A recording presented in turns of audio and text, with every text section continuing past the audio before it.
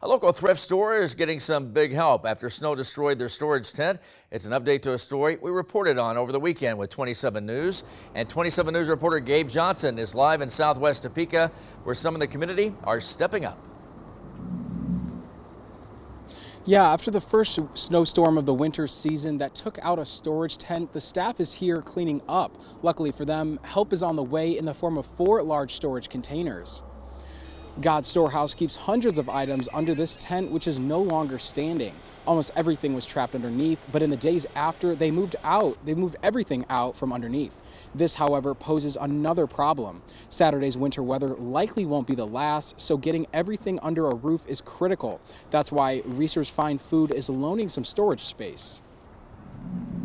He called and he said, hey, I want to help you guys out. We have 3 or 4 trailers that we can loan you to get your stuff out of the elements, to help store things. It was a huge answer of prayer, but then also just response from the community. God's Storehouse is a local business that collects and sells furniture and other essential household items for anyone who needs it. Now, this has certainly been a setback, but God's Storehouse remains open to the public. Working for you live in southwest Topeka, Gabriel Johnson, 27 News.